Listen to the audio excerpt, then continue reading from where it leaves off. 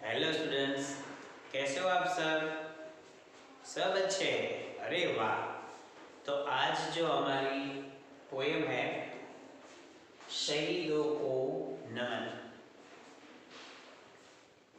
कितनी मस्त पोएम है। आप सबने देखा है ना, वो पूरी मूवी देखा है आपने? किस तरीके से वो लोग लड़ते हैं, कैसा उसका लाइफ है, वो हम उसमें देख सकते हैं। ये हिमालय पर्वतमाला को यहाँ पे दिखाई दे रही है कि हिमालय की पर्वतमाला पर ये लोग इतनी ठंड में भी देश की सुरक्षा करते हैं। तो उसे ठंड नहीं लगती होगी, है ना? यहाँ हमारे यहाँ थोड़ी ठंड बढ़ती है तो इधर से उधर हम हो जाते हैं, लेकिन ये जो है देश के सिपाही, देश के सैनिक है जो बॉर्डर पे हमारी सुरक्षा करते हैं। तो हिमालय पर्वत पर भी वो लोग ऐसे ही रहते, सुरक्षा करते ही रहते हैं। इसीलिए जो अपने जान गवा दी इसमें, ऐसे जो शहीद है, ऐसे शहीदों को नमन करना है, यानी कि उसे सैल्यूट करना है। तो पूरी मस्त पोएम है शहीदों को नमन।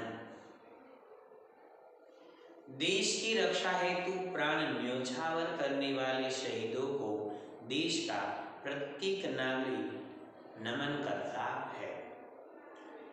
देश के जाबाज सैनिक ही है जो दुश्मनों से हमारी रक्षा कर हमें सुरक्षित रखते हैं। देश के हमारे जो कैसे सैनिक बताए, हमारे जाबाज, ऐसे जो सैनिक है उन्हीं वजह से, ऐसे जो सैनिक है उसी वजह से हमारी सुरक्षा हो रही है, हमारी रक्षा हो रही है। हम देश में चैन से रह सकते हैं। क्यों? क्योंकि बॉर्डर पे ये जो सैनिक है, ये जो सिपाही है, वो हमारी सुरक्षा करते हैं। उसकी क्लोथ्स आपने देखे कितने भारी भरकम होते हैं, वो पूरे दिन रात ऐसे ही उसको पहन कर घूमते रहते हैं। तो ऐसे जो शहीद है, जो अपना घर परिवार ऐसे ही छोड़कर वहां पे चले गए हैं, साल में 1 या 2 बार आते हैं, तो ऐसे शहीदों को नमन, यानी कि ऐसे जो शहीद है उन्हें सैल्यूट। ऐसे कई सारे मूवी है जो हमें देखने चाहिए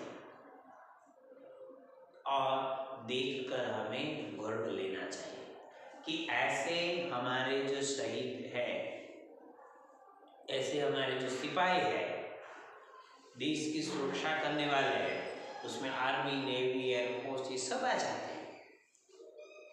इसके 3 विंग है, आर्मी है, नेवी है और एयरफोर्स है।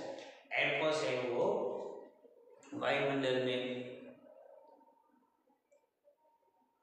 और नेवी है वो पानी में, और जो आर्मी है वो जमीन में सुरक्षा करती है। तो पूरे कितने टाइम तक खाना भी टाइम पे मिलता है, नहीं मिलता है, ये सब वो झेल लेते हैं। जंगलों में भी वो मुसाफरी करते हैं, क्योंकि वो वही ध्यान रखते हैं कि कोई आतंकवादी घुस न जाए हमारे देश में, कोई ऐसा ना हो जाए, ऐसा ना हो जाए, ऐसा ना हो जाए, ऐसा ना हो जाए। तो उसीलिए वो हमारी सुरक्षा करते हैं। और ऐसे जो शहीद है, इस काम करते करते मानो कि उसकी मृत्यु आ गई तो उसे दुख नहीं होता है, उसे अच्छा लगता है कि मैंने अपने देश की सुरक्षा के लिए अपनी जान गंवा दी है। तो ऐसे शहीदों को नमन, यानी कि ऐसे शहीदों को हम सैल्यूट करते हैं। देखो, देश की रक्षा हेतु प्राण न्यौछावर करने वाले शहीदों को देश का प्रत्येक नागरिक नमन करता है। देश के जाबाज सैनिक ही है जो दुश्मनों से हमारी रक्षा कर हमें सुरक्षित रखते हैं। इन्हें के कारण हम लोग अपने घरों में निश्चिंत होकर रह पाते हैं। आइए इनका धन्यवाद करें। ऐसे जो शहीद है उसका धन्यवाद हम कैसे करें? तो ऐसी जो पोयम है वो पढ़े और देश में अच्छे से अच्छे काम करें। हम जहां पर भी है वहां पर अच्छा काम करें, दूसरों को हेल्पफुल बने, तो वो सच्ची देशभक्ति ही है। कोई परेशानी में है तो उस पर हंसना नहीं चाहिए, उसको हेल्प करनी चाहिए, तो ही हम देशभक्ति कर सकते हैं। कचरा इधर उधर नहीं फेंकना चाहिए, है ना? हमारा देश गंदा हो रहा है तो शहीद जो हुए हैं उनको हम नमन करें। उसको हम नमन कैसे करें, उसका धन्यवाद हम कैसे करें? तो इस तरह देश के कुछ काम में हम भी जुड़ जाए तो वो सबसे बड़ा नमन होगा उसका, वो लोग भी खुश होंगे। तो देश पर संकट आया मर मिटने को तैयार हुए, प्रेम का क्या अर्थ है वे हमें समझा गए। हंसते हंसते सीने पर अपने दुश्मनों के वार सह गए, देश की रक्षा के लिए आखिरी सांस तक डटे रहे। जो फर्स्ट पैराग्राफ है कोई उनका, वो हमें क्या बता रहा है कि देश पर संकट आया या तो संकट आए तो वो लोग क्या हो जाते हैं, मर मिटने को लिए तैयार हो जाते हैं। तो घबराते नहीं है कि मैं ये सब मर जाऊंगा, तो क्या वो मर मिटने को तैयार हो जाते हैं। प्रेम का क्या अर्थ है वे हमें समझा गए। प्रेम का क्या अर्थ है, उसका वतन प्रेम तो देखो, देश के प्रति उसका प्रेम तो देखो, देश के लिए खुद बलिदान हो गए, ये सच्चा प्रेम है। तो प्रेम का क्या अर्थ है वे हमें समझा गए। हमें उसमें से देखना है कि उसमें देशभक्ति कितनी है, देश के प्रति प्रेम कितना है, देश के प्रति सच्चाई क्या है, वो हमें देखने को मिलता है। तो प्रेम का क्या अर्थ है वे हमें समझा गए, हंसते हंसते सीने पर अपने दुश्मनों के वार सह गए। वार मतलब हमला, हंसते हंसते सह लेते, घुसने नहीं देते। कई ऐसे मूवी आप देखोगे तो पता चलेगा कि दुश्मन घुस ना पाए, कम लोग हैं लेकिन क्या करेंगे, वो बम लेकर खुद दुश्मनों की टोली में घुस जाएंगे। बम फूटेगा, खुद तो मर जाएंगे लेकिन साथ में कितने सारे लोगों को मार डालेंगे। ऐसा भी करते हैं।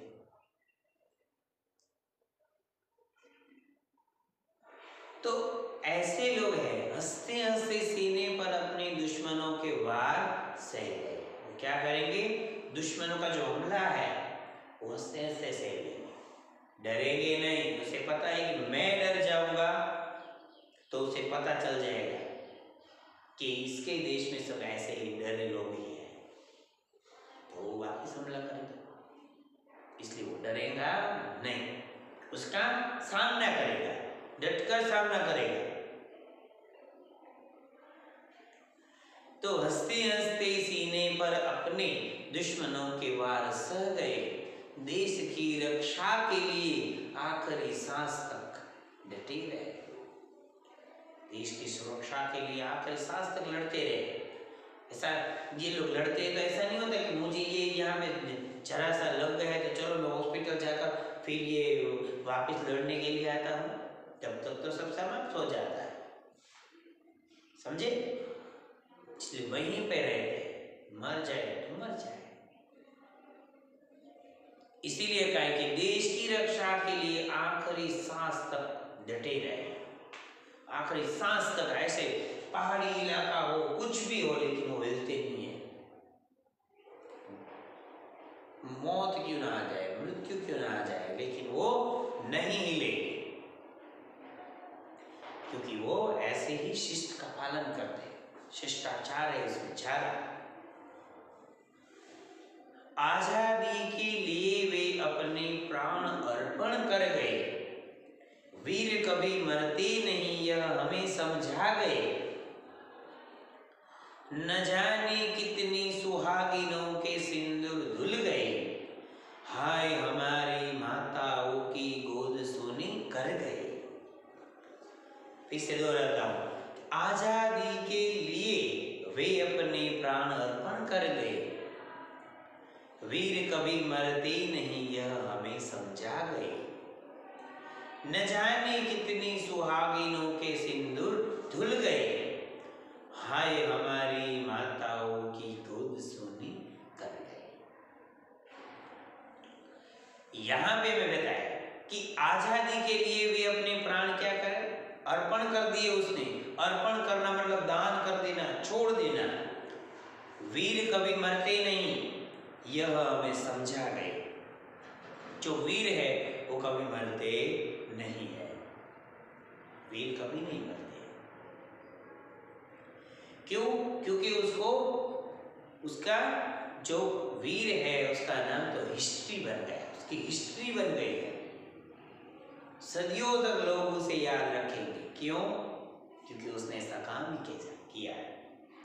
शहीद भगत सिंह है, चंद्रशेखर आजाद है, ऐसे कई वीर हुए जो देश के लिए अपने जान को न्यौछावर कर दी, देश के लिए बलिदान कर दिया।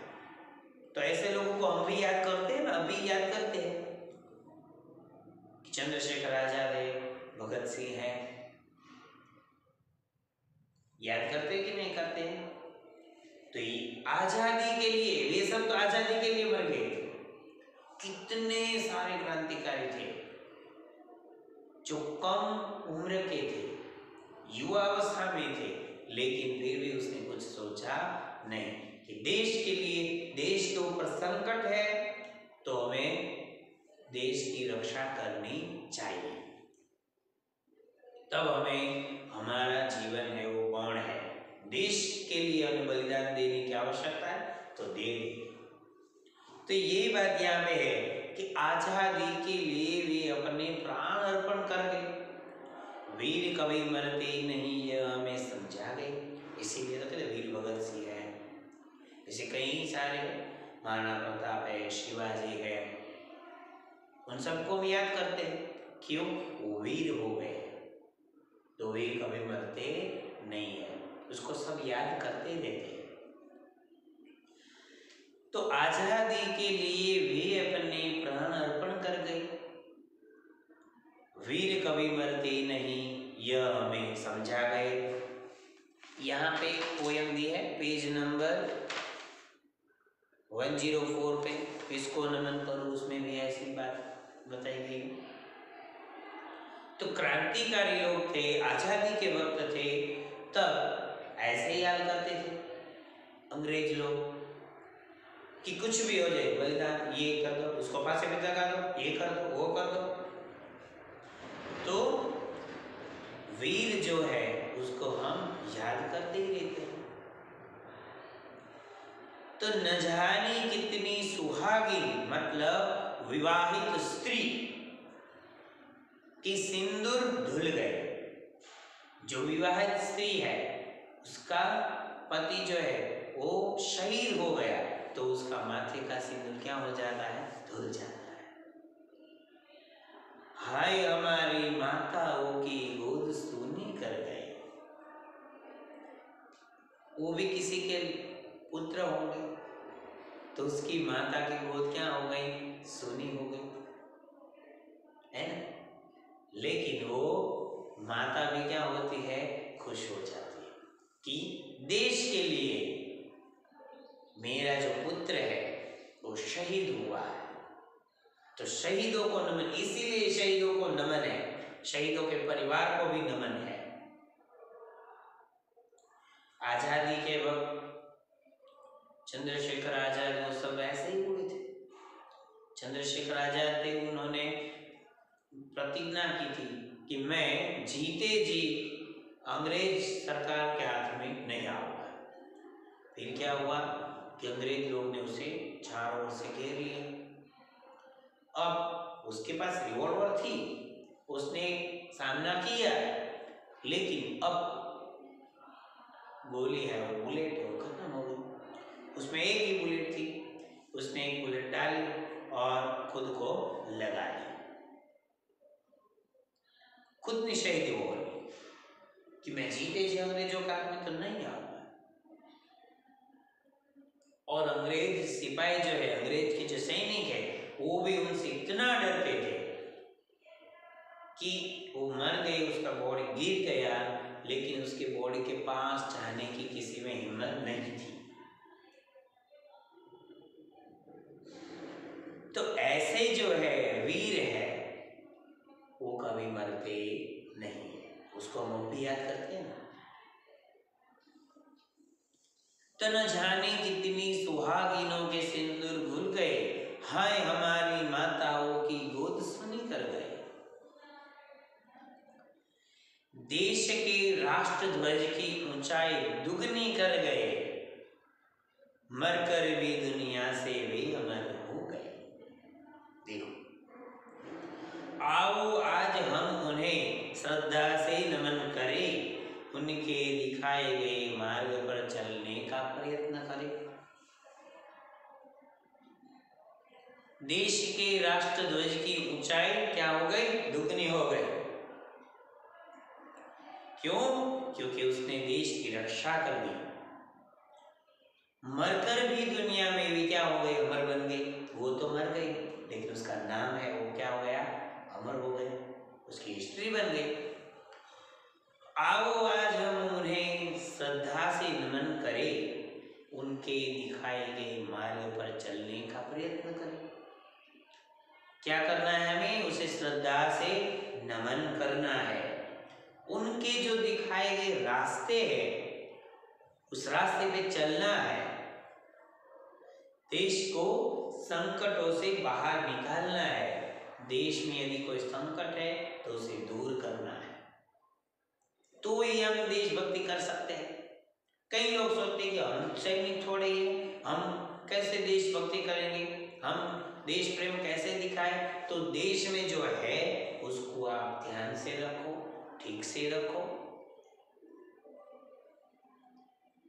जो जो नियम है, जो जो रूल्स है उसको फॉलो करो। आप पढ़ रहे हो तो ठीक से पढ़ो,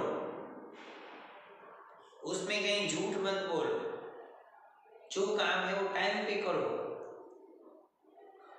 दूसरों को परेशान मत करो। कोई दूसरे को परेशान कर रहा है तो उसे भी समझाओ, लेकिन तुम तो मत ही करो। तो इस तरह से काम हम करते जाएंगे तो हर एक व्यक्ति अपने आप को सुधार सकेगा।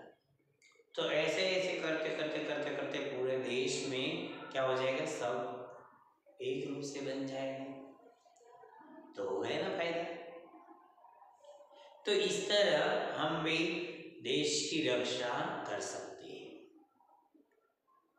देश की सुरक्षा कर सकते हैं। जो बेईमानी है, लूट फूट है, मारा मारी है, वो अंदर अंदर का ही है ना, तो वो सब बंद करना चाहिए। भ्रष्टाचार जो है वो कम करना चाहिए, और जो लोगों को हेल्प की जरूरत है उसे हेल्प करनी चाहिए। तो यहाँ पे हमने देखा शहीदों को नमन, कि ऐसे हिमालय के बर्फीले इलाके होते हैं, लेकिन फिर भी वो डरते उसी तरह वो सामना करते रहते हैं और उसका सामना भी क्या है, देश को बचाना। इसीलिए ऐसे जो शहीद है उसको नमन करना चाहिए, उसको सैल्यूट करना चाहिए। नमन यानी नमस्कार, सैल्यूट। तो देश पर संकट आया, मर मिटने को तैयार हुए, प्रेम का क्या अर्थ है वे हमें समझा गए। हंसते हंसते सीने पर अपने दुश्मनों के वार सह गए, देश की रक्षा के लिए आखिरी सांस तक डटे रहे, आजादी के लिए वे अपने प्राण अर्पण कर गए। वीर कभी मरते नहीं यह हमें समझा गए, न जाने कितनी सुहागिनों के सिंदूर धुल गए, हाय हमारी माताओं को गोद सोने कर गए, देश के राष्ट्र ध्वज की ऊंचाई दुगनी कर गए, मरकर भी दुनिया में वे अमर हो गए, आओ आज हम उन्हें श्रद्धा से नमन करें। ऐसे जो है उसे श्रद्धा से नमन करना चाहिए। ऐसे जो शहीद हुए हैं उनको क्या करना चाहिए, नमन करना चाहिए, क्योंकि उसके लिए वो जो बॉर्डर पे काम कर रहे हैं उसी वजह से हम चैन से आराम से रह सकते हैं, वरना तो कोई भी देश आकर हमला कर सकता है ना। तो शहीदों को इसीलिए हम क्या करते हैं, नमन करते हैं कि देश पर जो संकट आया उसका वो सामना कर सकते हैं, है ना। तो शहीदों को नमन। एक बार पूरी पोयम है वो आप देख लो, बोर्ड पे जो ड्राइंग बनाए वो भी आप एक बार देख लो तो आपको पता चल जाएगा। एक बार आपकी जो पोयम है वो आप एक बार देख लो। देश पर संकट आया, मर मिटने को तैयार हो गई, प्रेम का क्या अर्थ है वही हमें समझा गए, हंसते हंसते सीने पर अपने दुश्मनों के वार सह गए, देश की रक्षा के लिए आखिरी सांस तक डटे रहे, आजादी के लिए वे अपने प्राण अर्पण कर गए, वीर कभी मरते नहीं यह हमें समझा गए, न जाने कितनी सुहागिनों के सिंदूर धुल गए, हाय हमारी माताओं की गोद सोनी कर गए, देश के राष्ट्र ध्वज की ऊंचाई दुगनी कर गए, मरकर भी दुनिया में भी अमर हो गए, आओ आज हम उन्हें श्रद्धा से नमन करें, उनके दिखाए गए मार्ग पर चलने का प्रयत्न करें, तो ही वो सच्ची देशभक्ति है और तो ही वो सच्चा शहीदों को नमन है। वैसे में बोलते हैं सिर्फ कि मैंने ऐसा है आर्मी और ऐसे ऐसे ऐसे ऐसा, तो वो नहीं, तो सिर्फ हम दिखावा करते हैं। सच्ची देशभक्ति क्या है और सच्चाई क्या है वो हमें देखना चाहिए, तो ही हम शहीदों को नमन कर सकते हैं। तो शहीदों को नमन, ऐसे देशभक्ति कई सारे सॉन्ग भी है, ए मेरे वतन के लोगों जरा आँख में भलो पानी, ऐसे कई देशभक्ति गीत हैं। तो आप ऐसे देशभक्ति गीत सुन सकते हो, लिख सकते हो। ये जो हमारी पोएम है वो तो हम फेसबुक में लिखते ही हैं, तो अच्छे हैंडराइटिंग में आप फेसबुक में ये पोएम लिख देना, उसमें आप रंगीन पेन भी यूज कर सकते हो। ये हमारा प्रोजेक्ट वर्क जैसा है। तो अब हम देखते हैं अभ्यास, बोलने की बारी और लिखने की बारी। तो शहीदों को नमन में अब हम देखते हैं अभ्यास, बोलने की बारी। शहीदों ने किसकी ऊंचाई दुगनी कर दी, सबको आता है। तो शहीदों ने किसकी ऊंचाई दुगनी कर दी, तो शहीदों ने देश के गौरव राष्ट्र ध्वज की ऊंचाई दुगनी कर दी, है ना। देश पर संकट आने पर कौन मर मिटने को तैयार होते हैं, तो देश पर संकट आने पर देशभक्त और देश प्रेमी मर मिटने को तैयार है। जो देशभक्त है और देश प्रेमी है वो ही लोग मर मिटने को तैयार होते, बाकी तो छिप जाएंगे। और जो सैनिक है, सिपाही, वो तो एवरी टाइम। तो शहीदों को नमन में बोलने की बारी में सिर्फ 2 क्वेश्चन है। शहीदों ने किसकी ऊंचाई दुगनी कर दी? तो शहीदों ने देश के गौरव राष्ट्र ध्वज की ऊंचाई दुगनी कर दी। देश पर संकट आने पर कौन मर मिटने को तैयार होते हैं? तो देश पर संकट आने पर देशभक्त और देश प्रेमी मर मिटने को तैयार होते हैं। हो गया। अब देखते हम लिखने की बारी। देश के प्रति हमारा क्या कर्तव्य होना चाहिए? तो देश के प्रति हमारा कर्तव्य होना चाहिए कि देश पर कोई भी मुसीबत आने पर हमें अपना तन, मन और धन सब कुछ अर्पण करने के लिए तैयार रहना चाहिए। देश पर संकट आया है तो हमें हमारा तन, मन, धन सब कुछ अर्पण, न्योछावर करने की तैयारियां रखनी चाहिए। देश की आजादी के लिए अपने प्राण तक न्योछावर करने में संकोच नहीं करना चाहिए। देश के लिए अपने प्राण तक भी न्योछावर करने चाहिए।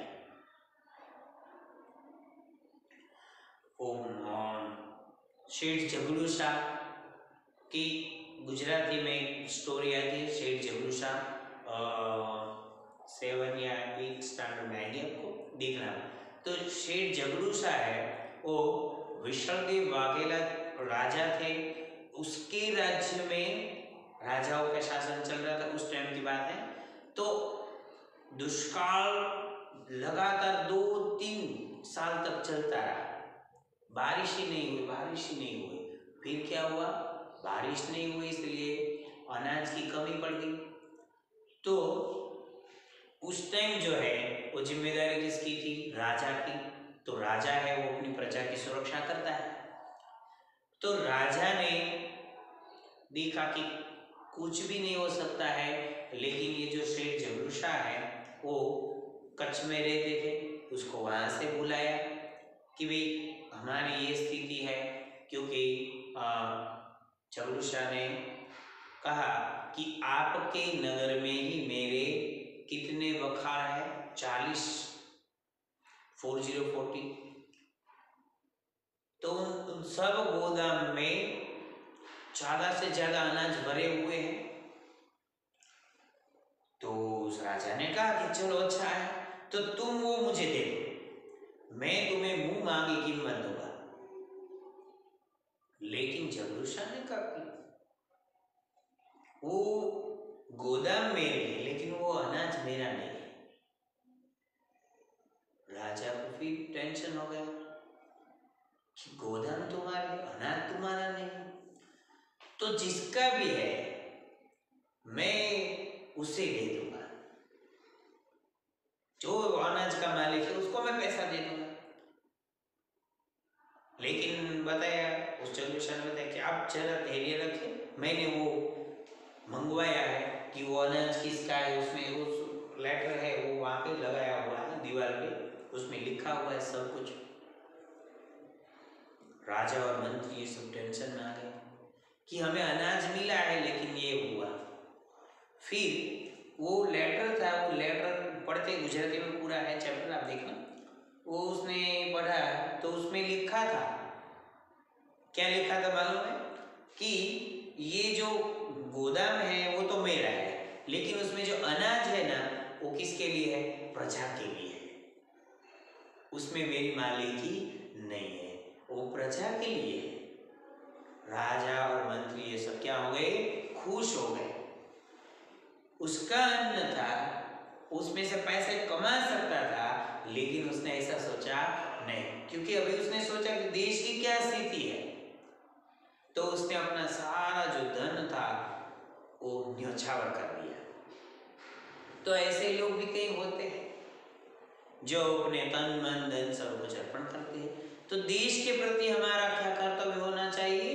तो देश के प्रति हमारा कर्तव्य होना चाहिए कि देश पर कोई भी मुसीबत आने पर हमें अपना तन मन और धन सब कुछ अर्पण करने के लिए तैयार रहना चाहिए। देश की आज़ादी के लिए हम अपने प्राण तक न्यौछावर करने में संकोच नहीं करना चाहिए। शहीदों के जीवन से हमें क्या प्रेरणा मिलती है? तो शहीदों के जीवन से हमें प्रेरणा मिलती है कि हमें भी उनके समान देश के लिए अपना सर्वस्व सब कुछ न्यौछावर कर देना चाहिए। उसके बनाए देश प्रेम के मार्ग पर चलना चाहिए। देश की संपत्ति, देश के गौरव की रक्षा करनी चाहिए। भाव स्पष्ट करना है, सीने पर दुश्मन के वार सहना, मतलब देशभक्त देश के लिए दुश्मनों से भी टकरा जाते हैं। वे देश पर संकट आने पर दुश्मनों को आक्रमण भी सह लेते हैं, जरा भी हिचकिचाते नहीं। फिर है आखिरी सांस तक डटे रहना, मतलब देश पर मुसीबत आने पर देशभक्त अपनी आखिरी सांस तक युद्ध क्षेत्र में खड़े रहते हैं। जब तक उनकी अंतिम सांस रहती है वे अपने देश की स्वतंत्रता के लिए डटे रहते हैं। वीर का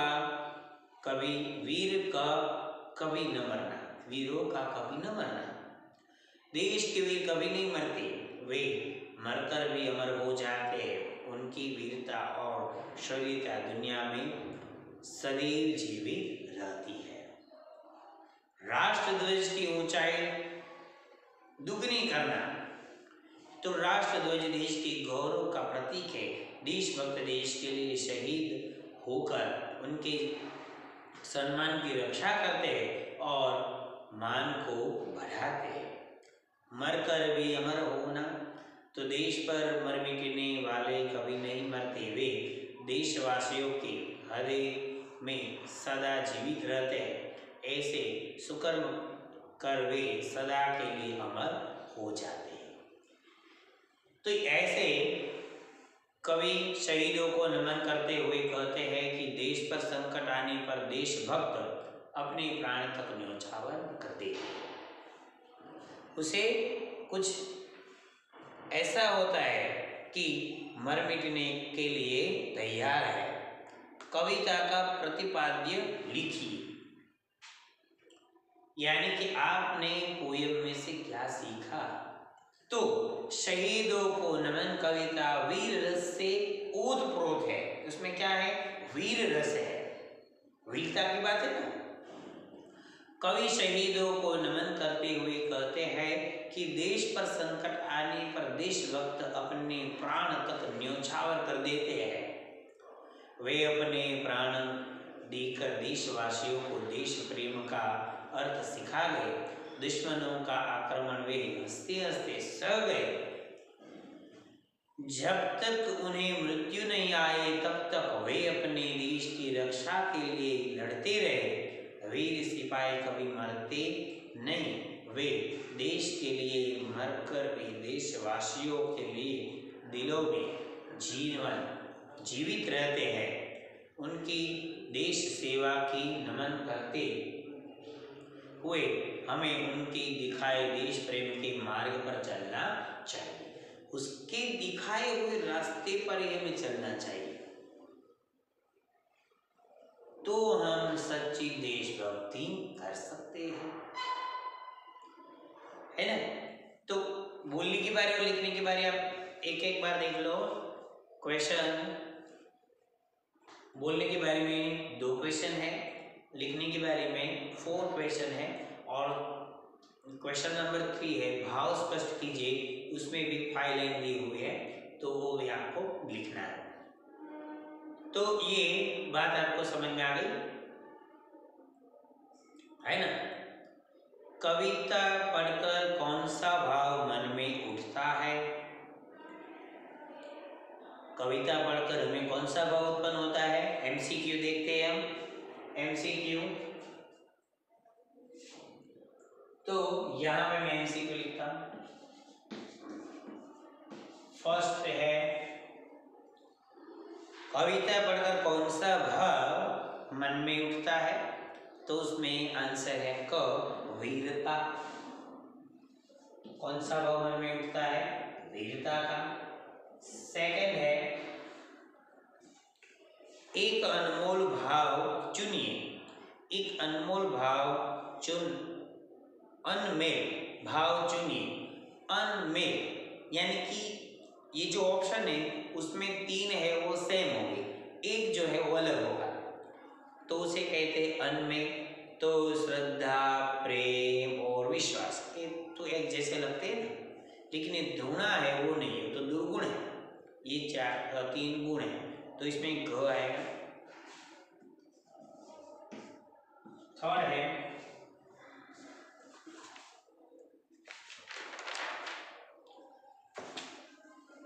अनयुक्त शब्द हटाइए। अनयुक्त शब्द जो है हटाना है। ऑक्सीजन, प्राणवायु और जीवन। ऑक्सीजन और प्राणवायु एक हो गए, ये है तो जीवन है, तो मृत्यु उसमें क्या हो जाएगा? अलग हो जाएगा ना। तो थर्ड क्वेश्चन में भ आएगा। तो ये बात यहाँ पे हमने एमसीक्यू की देख ली। फर्स्ट में क, सेकंड और थर्ड दोनों में घ। कविता के इस अंश को पढ़िए और पूछे गए प्रश्नों के उत्तर दीजिए। जो पोयम है वो पढ़ने पहले आजादी के लिए वे अपने प्राण अर्पण कर गए। आजादी के लिए वे अपने प्राण अर्पण कर गए। पठित पद्यांश आजादी के लिए वे अपने प्राण अर्पण कर गए। वीर कवि मरते ही नहीं यह हमें समझा गए। न जाने कितनी सुहागिनों के सिंदूर धुल गए। हाय हमारी माताओं की गोद सोनी कर गए।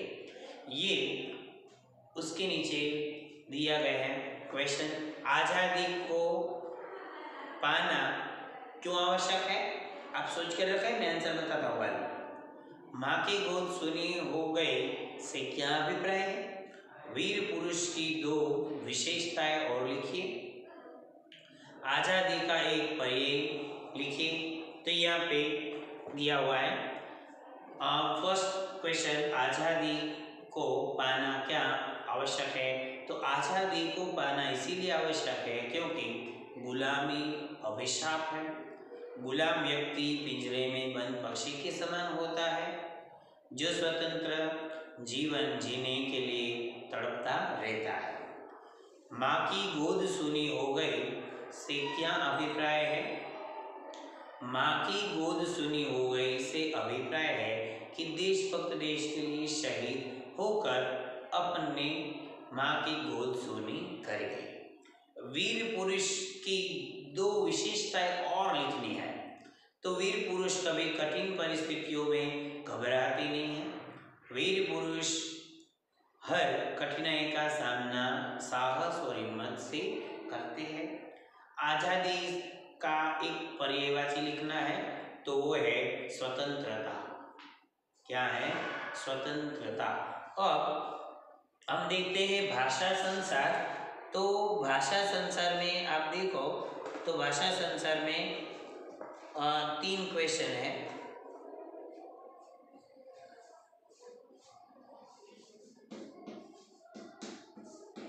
भाषा संसार उसमें क्वेश्चन नंबर 1 है पर्यायवाची लिखना है, और पर्यायवाची भी 3 की।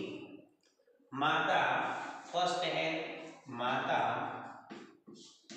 तो माता का पर्यायवाची है माँ। सेकंड है अम्बा,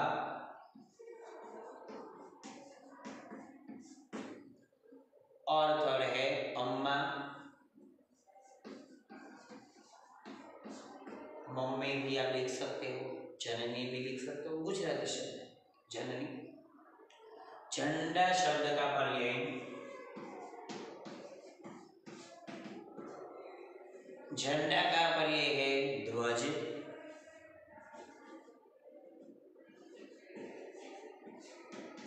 ध्वज, पताका,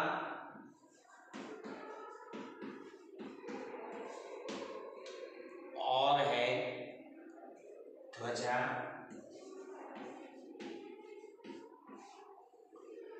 मेरे साथ ही आप लिखते जाओ तो आपका भी हो जाए। मार्ग,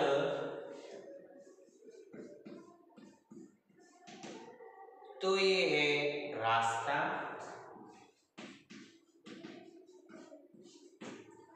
फिर है पथ, राह, नमन,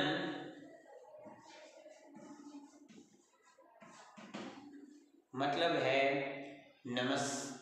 नतमस्तक।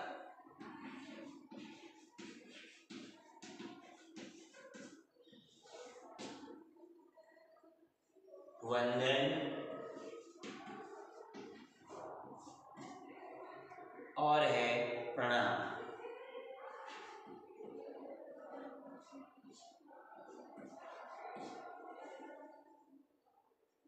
तो ये यहाँ पे हमने देख लिए पर्यायवाची शब्द। माता, माँ, अम्बा, अम्मा, झंडा, ध्वज, पताका, ध्वजा, मार्ग, रास्ता, पथ, राह, नमन, नतमस्तक, वंदन, प्रणाम, नमस्कार, ये सब इसमें आ जाते हैं। और सैल्यूट भी इसमें आता है, सलाम भी इसमें आता है।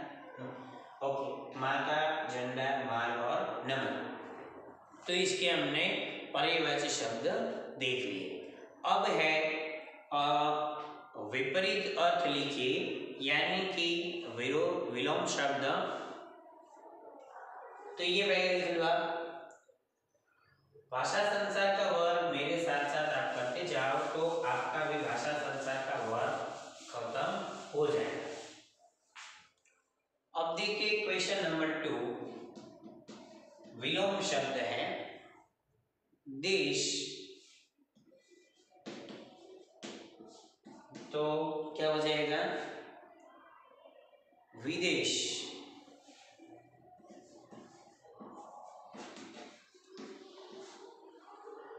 फिर है प्रेम,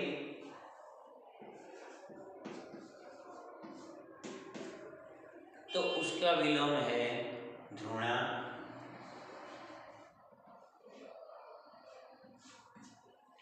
नफरत भी चलेगा। फिर है रक्षक, रक्षक, तो क्या हो जाएगा भक्षक। रक्षक का भक्षक। ऊंचाई,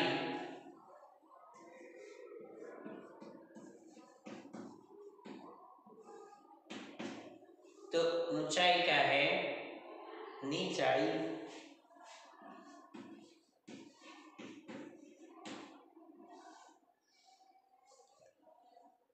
देश तो विदेश, प्रेम, घृणा, रक्षक, भक्षक, ऊंचाई तो नीचाई। तो ये हो गए हमारे विलोम शब्द, समझ गए। एक पार्ट बाकी वो लिख रहा हूं मैं, तो ये पहले लिख लो।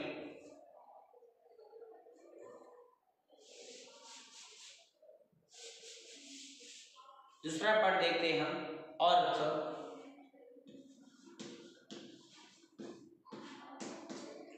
तो अर्थ का क्या होगा सोचो, अनर्थ।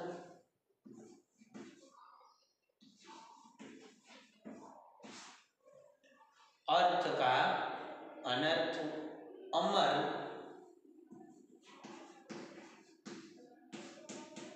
तो मृत।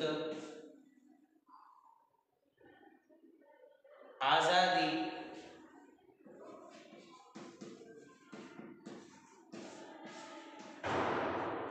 आजादी का विलोम क्या होगा गुलामी।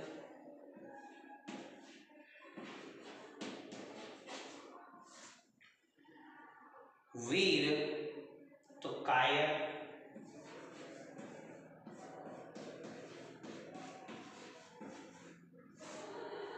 वीर तो क्या हो गया, कायक। अब है विशेषण और विशेष्य। पहले ये लिख लो, अर्थ कानर, अमर तो मृत, आजादी तो गुलामी, वीर तो कायक।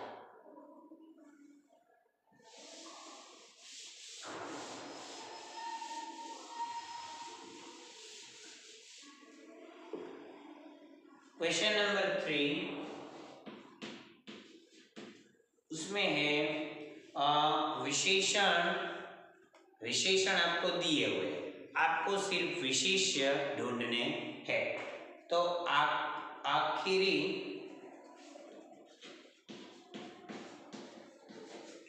क्या लिखा है, आखिरी,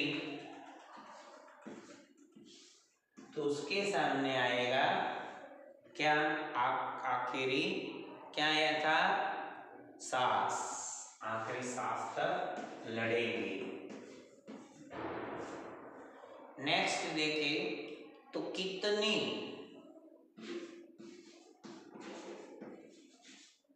कितनी, तो उसके सामने होगा सुहागिने।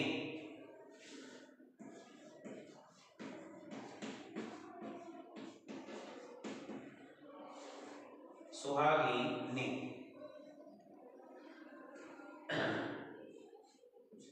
सुहागिने, कितनी सुहागिने की, सुहाग ऐसा शब्द था हमारा। सोनी,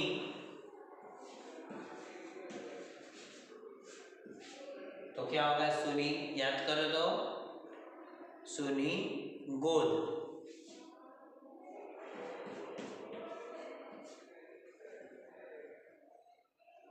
दुगनी,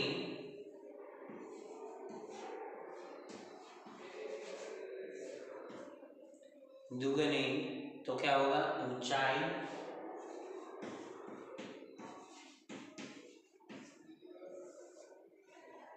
तो ये यहाँ पे हमने देख लिया कि विशेषण और विशेष्य, विलोम शब्द और पर्यायवाची शब्द, तीन ही क्वेश्चन यहाँ पे है।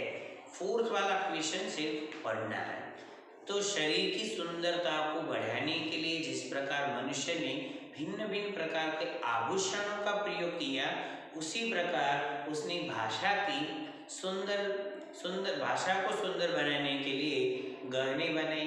काव्य की शोभा बढ़ाने वाले ऐसे शब्दों को अलंकार कहते हैं। तो उसमें है अनुप्रास अलंकार।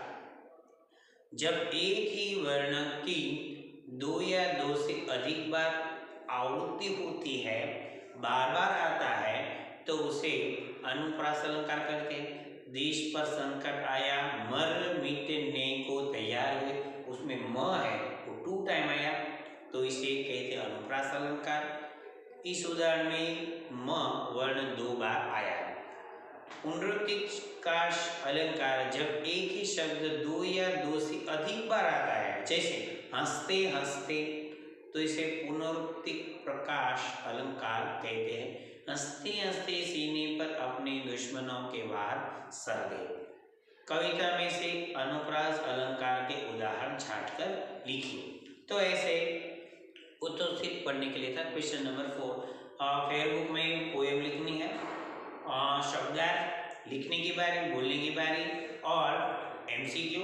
भाषा संसार है वो टेक्स्ट बुक में आप मेरे साथ साथ ही लिखते गए, तो आपका काम भी समाप्त हो जाएगा। ओके, तो ये जो चैप्टर हमारा है वो यहाँ पे समाप्त होता है। आप सबको सारी बात समझ में आ रही होगी। ओके, तो ये जो वर्क है वो आप फेयर बुक में और टेक्स्ट बुक में कंप्लीट करना। तो ये चैप्टर जो है शहीदों को नमन, वो यहाँ पे हम समाप्त करते हैं। Okay, thank you and good bye.